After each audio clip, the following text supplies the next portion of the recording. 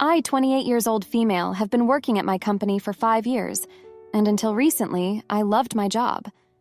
I was 8 months pregnant when this happened, about a month ago, so I started having contractions while at work. Since I was not due yet, I thought it was just Braxton Hicks because they weren't that intense. Just a week before that, I had experienced Braxton Hicks and went to the hospital, but it was a false alarm. This time, I was still working when the contractions started in the morning, and I again thought it was Braxton Hicks. I didn't want to cause a scene, so I tried to keep working. Last time I went to the hospital, my boss, John, 45 years old male, made sarcastic comments about me being overly dramatic and joked about how I should schedule my labor around important meetings. I have social anxiety and tend to take people's crap without pushing back, so I just took it. By noon, the contractions were getting stronger and closer together, and I knew it was real labor. I needed to go to the hospital. I informed John that I was in labor and needed to leave. He rolled his eyes and said, "Just stay for the meeting at 1 p.m. It's crucial, and we need you there." I was stunned. I reiterated that I was in active labor and needed to go to the hospital immediately. John snapped back, "It's just a meeting. Sit through it and then you can go. It's not like the baby is going to pop out right now." Feeling pressured and scared for my job, I reluctantly stayed.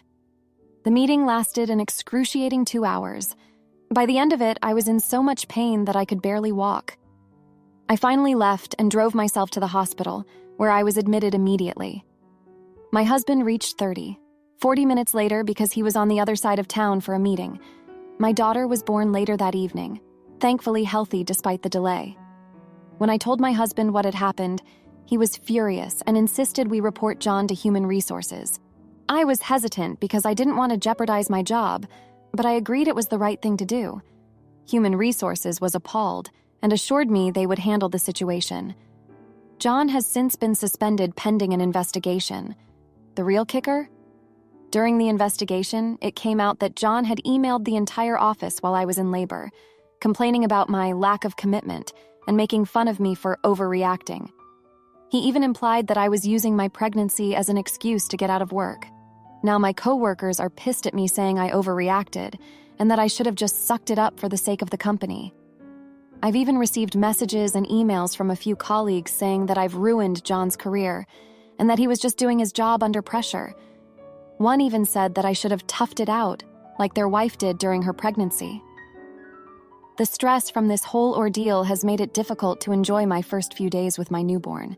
I'm constantly second-guessing myself and feeling guilty, despite knowing I did what was best for my baby and me. To make matters worse, the interim manager who took over from John is even worse. He's made it clear to everyone that he resents my actions and has made my return to work unbearable. Now that my maternity leave is over, I find myself isolated at work. People give me side eyes and whisper about me. During lunch, I'm alone because no one wants to sit with the troublemaker. It feels like high school all over again. I dread going into work each day and facing the hostility and judgment.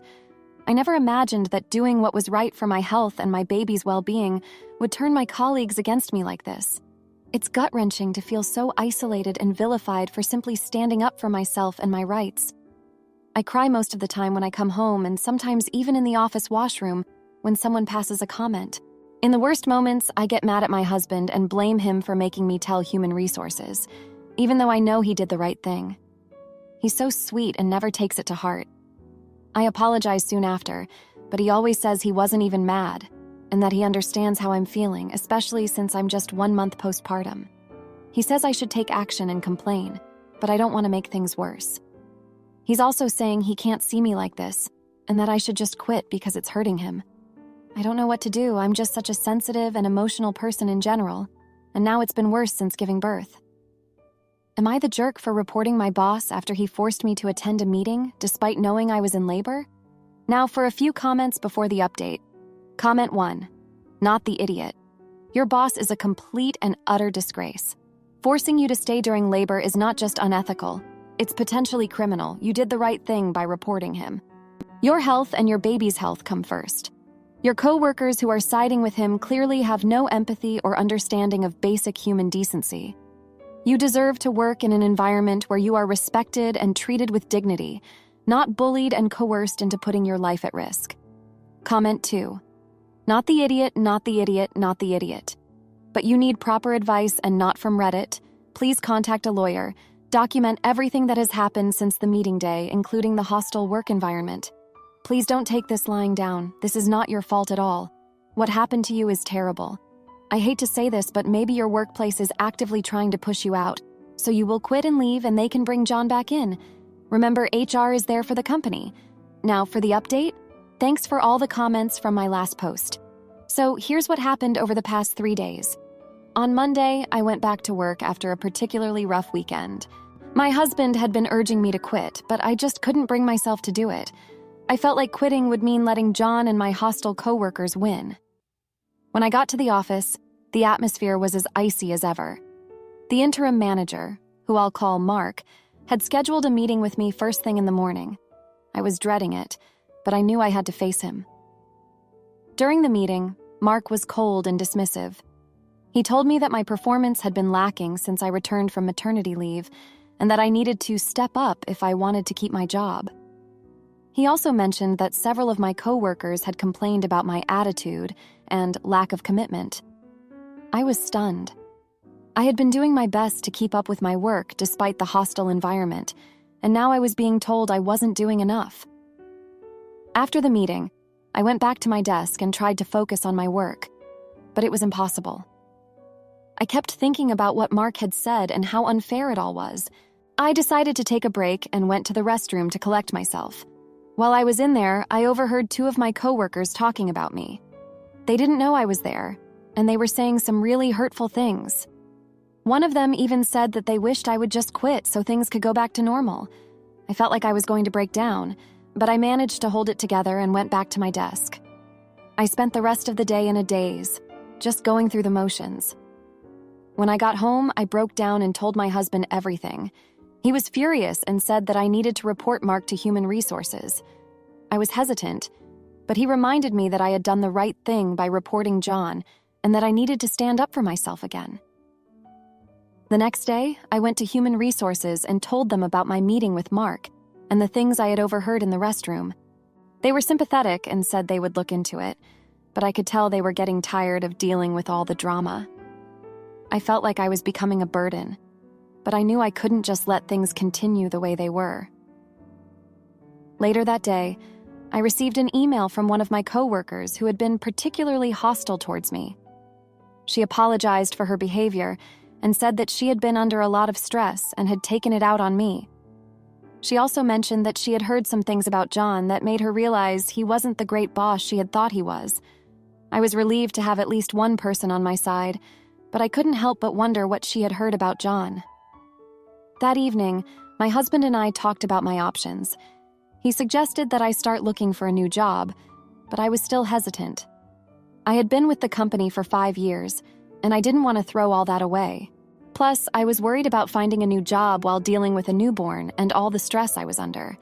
My husband was supportive and said he would back me no matter what I decided, but I could tell he was worried about me. On Wednesday, things took an unexpected turn. I received a call from Human Resources asking me to come in for a meeting. When I got there, they informed me that they had completed their investigation into Mark and had decided to terminate his employment. They also told me that they had discovered some troubling information about John during their investigation. Apparently, he had been involved in some unethical business practices and had been using company resources for personal gain. They assured me that they were taking steps to address the situation and that they would be making some changes to improve the work environment. I was shocked and relieved at the same time. It felt like a weight had been lifted off my shoulders, but I knew there was still a long way to go. Human Resources asked me if I wanted to take some time off to recover from everything that had happened, and I gratefully accepted. I knew I needed some time to process everything and figure out what my next steps would be. As I left the office, I couldn't help but think about how much had changed in such a short amount of time. I had gone from loving my job to dreading it, and now I was facing an uncertain future. But I also knew that I had done the right thing by standing up for myself and my baby, and that gave me some comfort. When I got home, I told my husband about the meeting with Human Resources and the news about John and Mark. He was relieved and said that he was proud of me for standing up for myself. We talked about what I should do next, and I decided that I would take some time off to focus on my baby and my mental health. I knew I needed to take care of myself before I could make any big decisions about my career.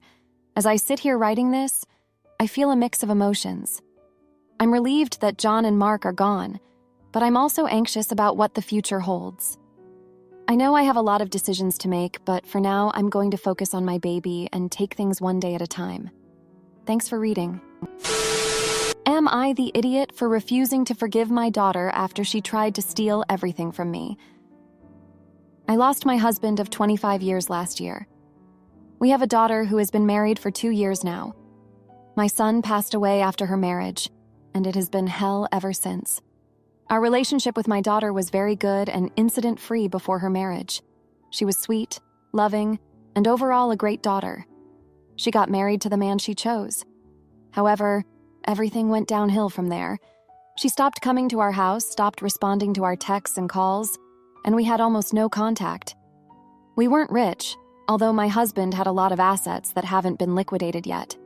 When he died without leaving a will, it was completely unexpected.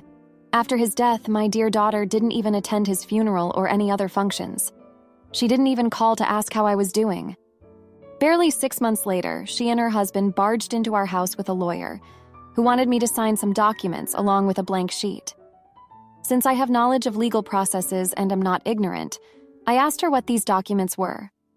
I don't know what I did, but she demanded that I sign these unknown documents and a blank sheet without answering any of my questions.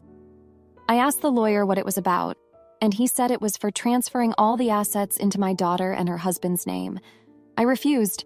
This escalated into violence as she attacked me, and I had to scream for help. Although I didn't call the police, I warned her to leave before I did. She was determined to make me sign and even attempted to take my thumb impression.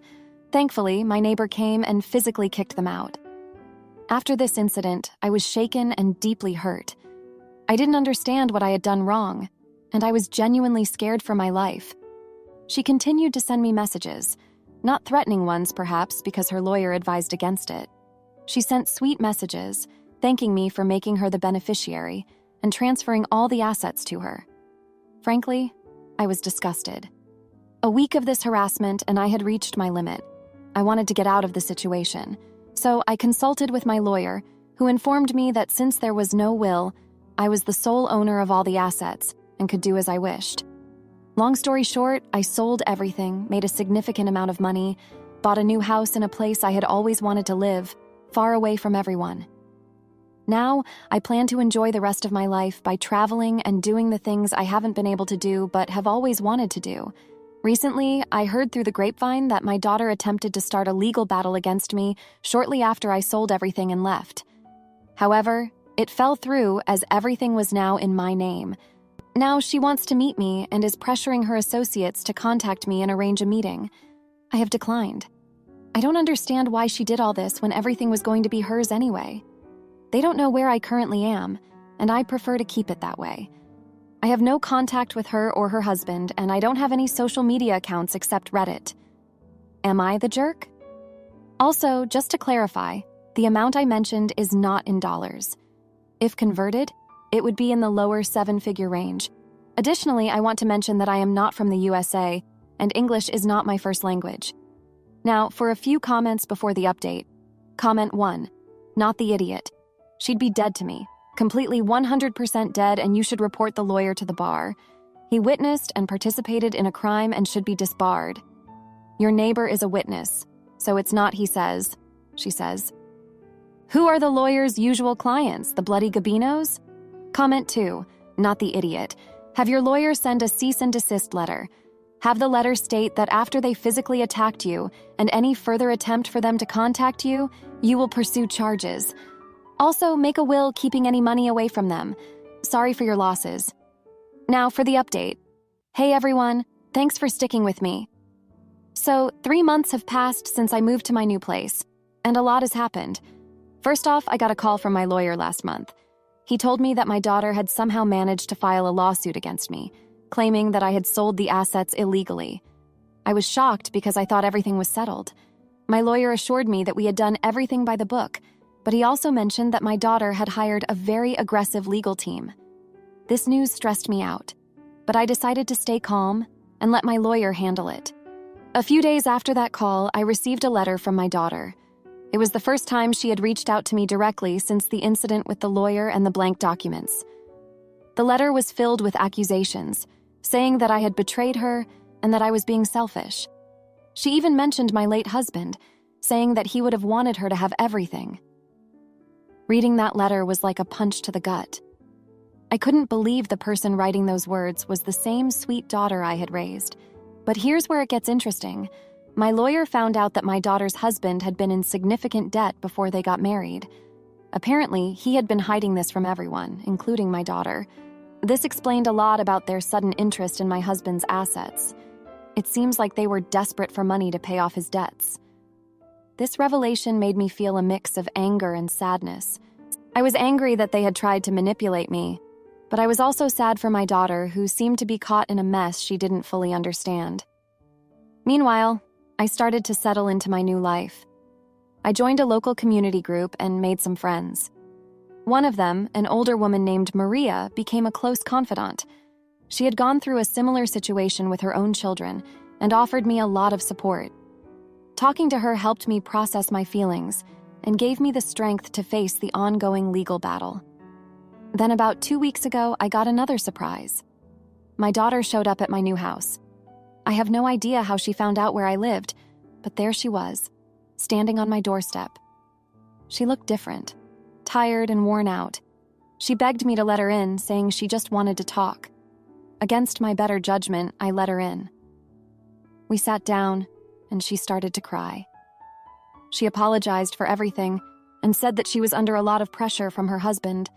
She claimed that she didn't know about his debts until after they were married and that he had been controlling her actions.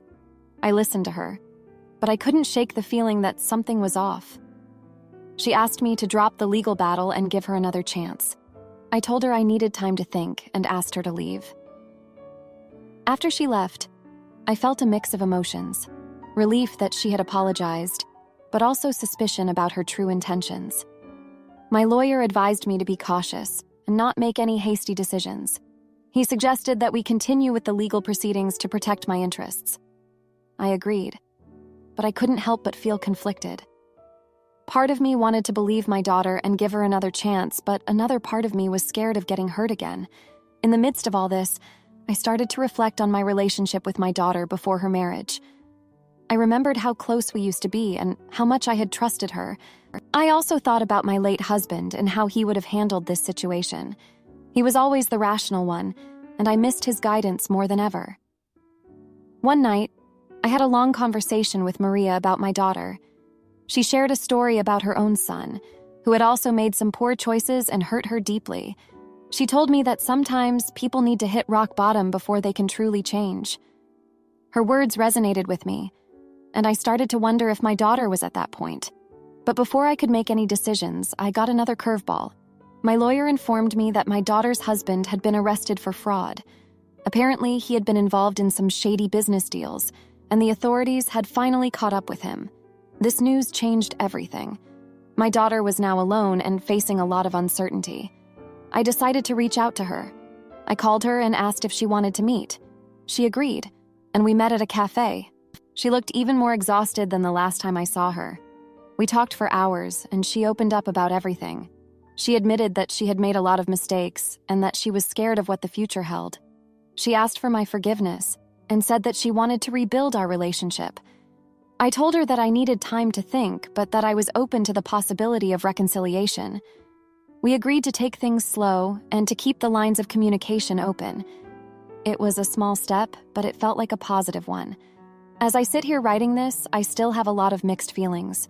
I'm hopeful, but also cautious. I know that rebuilding trust will take time, and I'm prepared for that. For now, I'm focusing on taking care of myself and enjoying my new life. I don't know what the future holds, but I'm ready to face it, one day at a time. Thanks for reading. Am I the idiot for dumping my fiancé after he pressured me into something I hated, and then finding out he was cheating? 29 years old, female, was engaged to Tom, 31 years old, male. We had dated for 3 years before he asked me to marry him. I was so in love with him.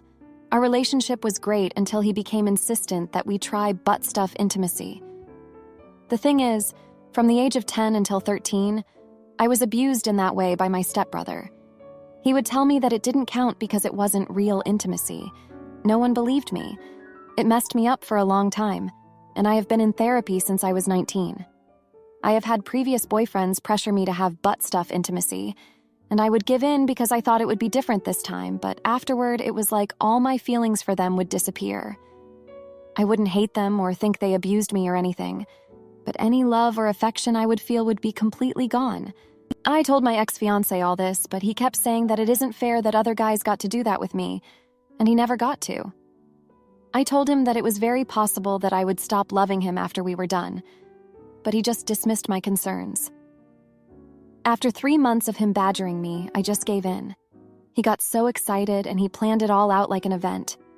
I cried every day leading up to it because I was sure that all my feelings would just stop. He tried to comfort me and tell me it would be all right, but he got kind of sick of it after the second day, and honestly, I don't blame him for that. I can see how it would look crazy to him. Well, after it was all done, he was so happy, but it was like a switch flipped. I just didn't love him anymore. I talked to him the next day, and he got furious, saying I was trying to punish him, but I didn't care. Over the next week, I gave him back his ring and started calling around to cancel the preparations for the wedding and find a new apartment. It sucks I couldn't get all of our deposits back, but once I gave him back his half for the catering, he got so upset, crying and begging me to reconsider, but I don't love him anymore. He told all his friends that I was leaving him for no reason, and some of them reached out to ask me what was going on, and I just told them what happened. One of his friends got mad and said I stopped loving him on purpose and should just marry him and my feelings would come back. I do feel bad that he is hurting, but I just don't have any love for him anymore. I don't know what to do. Now for a few comments before the update. Comment 1. You know what? It is incredibly reasonable to not love someone anymore once they wrap you. And yeah, this coerced, half-assed semi-consent you gave after days of crying and plenty of saying no is no consent at all. You know now that he is a person who treats women like masturbatory sleeves for his own gratification, to their own detriment. And there's no unknowing that. Not the idiot. He is not lovable. Comment 2. I'm sorry, but he attacked you. Being pressured into saying yes is not consent, and he is genuinely a scumbag for forcing you while knowing your past. His friends, and worse for taking his side. You are not in the wrong, and I promise you, your future husband will never even mention doing butt stuff because he will have respect for you and common sense. Now for the update. Hey everyone, thanks for reading. So, here's what's been happening over the last 3 days. After I moved into my new apartment, I thought things would start to settle down, but I was wrong. On the first day, I got a call from my mom. She had heard about the breakup from one of Tom's friend's parents. She was furious and demanded to know why I had ended things so suddenly. I tried to explain, but she kept interrupting, saying I was being unreasonable and that I should have tried harder to make it work. It was exhausting, and I ended up hanging up on her.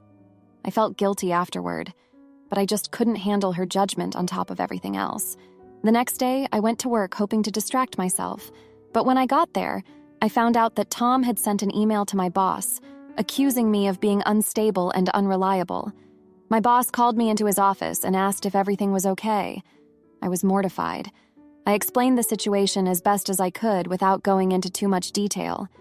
Thankfully, my boss was understanding and told me to take a few days off to sort things out.